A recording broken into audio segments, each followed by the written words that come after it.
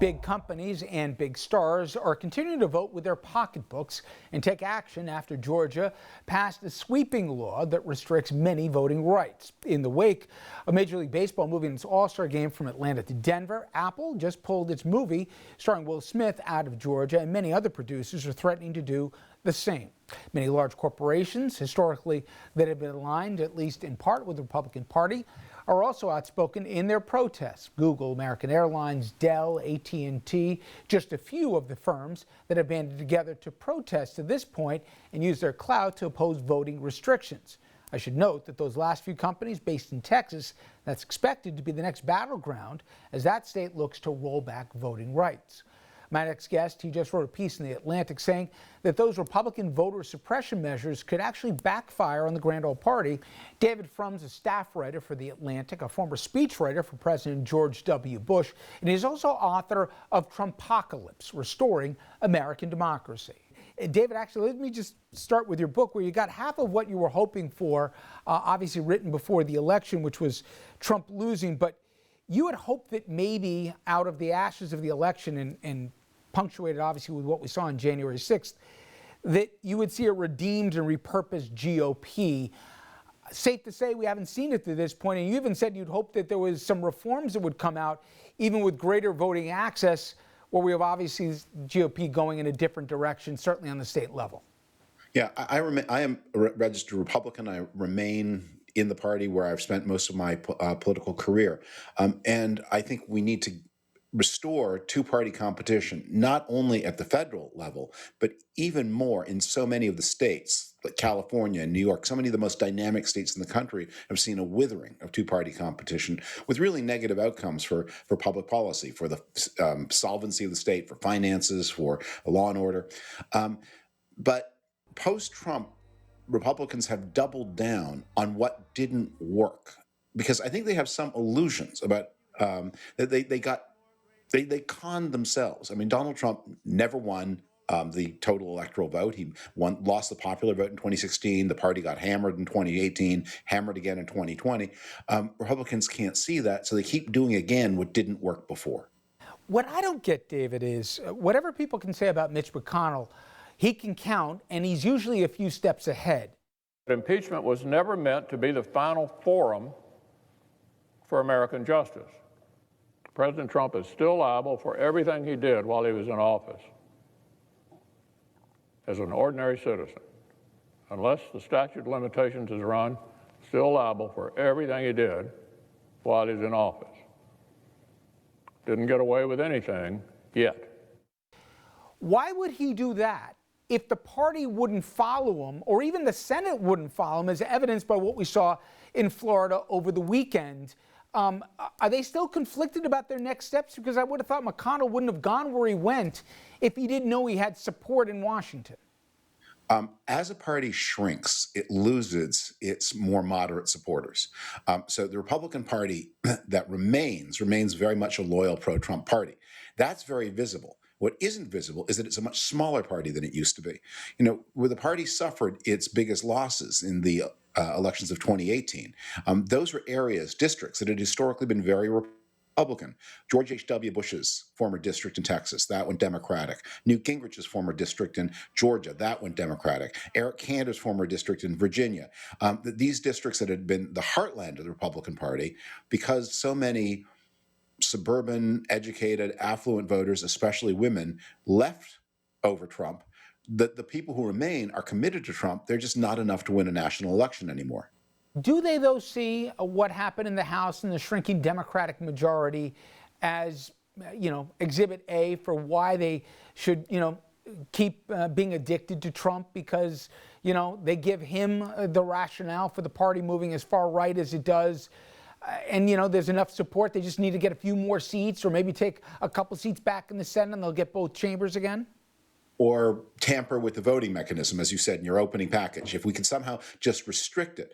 But what they're missing is, look, the plan is, yes, in not only in Georgia, but in Texas and Arizona, and really in almost every state of the country with at least one Republican House, there's been some kind of voting restriction measure introduced. It makes it more difficult to vote by mail, makes it more difficult to vote early.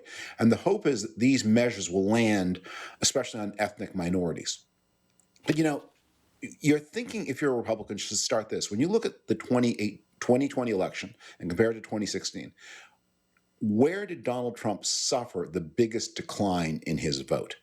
And the answer is the group that most sharply swung against him was white men. That is by far the biggest drop in among any of the identifiable demographic categories. Where did Trump's vote improve the most? And the answer is among Latino men. So if your plan is to say, well, why don't we make it harder for Latinos to vote and easier for suburban voters, give them more power, you're actually shifting power away from people who are becoming more open to you, and away from people who are becoming more open to you, and toward people who are becoming less open to you. So ethics aside, democracy aside, it's just not even smart politics. And you mentioned in your piece in the Atlantic that it could have the counterintuitive effect, not just in the constituencies you just mentioned, but when people are told they can't do something, they're going to be more determined to find a way to do it. And we actually saw that in Georgia in certain ways. They might regret what they're doing, not just Georgia, but in other places too. Yes. Well, we saw in 2018 and 2020 historic levels of mobilization in the African American community, even though it was made harder for them to vote. And meanwhile, many of the things that Republicans are doing, I mean, if supposing you say we're going to make it more difficult to vote by mail, well, yes, in 2020, people who voted by mail voted for Biden. But that's because of the pandemic. And when you ask people who voted for Biden and who also voted by mail, why'd you do it? 40% of them said the pandemic was the most important, or it was either the most or a most important reason why they did it. Normally, in normal years, the groups who are most likely to vote by mail are older, rural, and military voters, which are historically Republican, not Democratic constituencies. Yesterday, David, I interviewed Professor Sonnenfeld from Yale, who organized that call with 100 CEOs, specifically about the voting restrictions in Georgia. And I asked him, after McConnell basically threatened him to stay out of this, did that give them pause? And he said the opposite. They're doubling down here. The almighty buck, is it possible that could break the fever, if you will, among some governors, let's say, in some states that are saying, wait a minute, do I really need this in my life? A corporate relocation here, or all of a sudden checks not getting cut to Republicans running for re-election, even at the state level? Is there a way that could have a chilling impact on some of these things that are anti-democratic? I think that it's a complicated reaction to these big companies because, look, over the long term, companies are answerable to their shareholders. And so a lot of this activity by the companies has been driven by some outrage among their employees. But in the end, the shareholders are going to say, okay, so long as this isn't too expensive as us as shareholders, you can do what you want. But if it ever becomes expensive to us as shareholders, think again. So I'm not going to look to corporate America to be consistently active in having views about expanding the electorate or making it easier to vote. They're reacting to one very particular thing. I think the thing that is going to shake Republicans up, look, we carry around a lot of stereotyped ideas. When Republicans think, who are our voters? They think they're suburbanites, they are educated people, they are affluent people, they're people with a strong commitment to the political process. So if we make voting a little bit more difficult, we're not going to inconvenience them.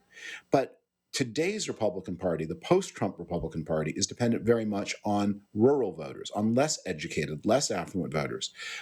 In my article, I cited the example of the state of Kentucky, which is a big Trump state. Where was voter turnout the lowest? And the answer is in white Eastern Kentucky, almost all white Eastern Kentucky, very pro-Trump country, but you saw turnout of 44, 45% in some of those counties. What were the counties that led turnout? Where, if you make it a little bit more difficult, people still show up anyway? Well, the area around Lexington, Fayette County, where you have more homeowners, more educated people. And guess what? That county went for Biden. So they have to study who their voters are and realize that the measures they're trying to do in order to exclude what they think of as Biden voters are really hurting Trump voters. And maybe the smart thing is also to do the right thing and to say it's a democracy, people should vote. And you have a lot of opportunities in the post-Trump era to talk to new kinds of voters. I mean, Latino voters demonstrated how open they were to a Republican message in 2020. Other kinds of unexpected and different groups have shown themselves open to a Republican message. Go talk to them. Go explain to them why it's good for them to vote for you. Don't stop them from voting. Win their votes. Earn the votes.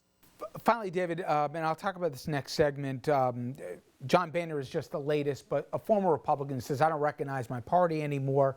But you always hear these voices from people that aren't running for anything anymore. They're done with Washington. Nikki Haley is, again, a perfect example. A month ago, she said we made a mistake following Trump. He went too far. We shouldn't have listened. And now all of a sudden she's backtracking. My question is, what do you think it will take, other than the courageous ones of the Kinzingers or even the Cheneys, to say this is bad politics going down this road? When does the actual math of this say no more? Well, what we want in a president is a leader. And not someone who gets way, way out in front of where the country is, but someone who's always a little bit out in front. And on the way to the presidency, we have a lot of tests that test, are you a leader, or are you psychologically basically a follower? And so I think one of the things that has been beneficial about the Trump experience is people looked at Nikki Haley, and she's personable, and she was successful in a lot of ways, and she's dynamic, and she's charming, and she's eloquent, and that maybe she's a leader. And in the Trump era, we went, no, she's not. She's a follower. And that's good to know, because you don't want a president who's psychologically a follower. David, always good talking to you. I appreciate a few minutes. Thank you so much. Thank you. Bye-bye. And when we come back, we're going to stay on this subject and talk more about the choices and really options the Republican Party has in front of them, including the aforementioned Nikki Haley. She positioning herself for a possible 2024 run, but now flip-flopping about what she said just a month ago regarding Donald Trump.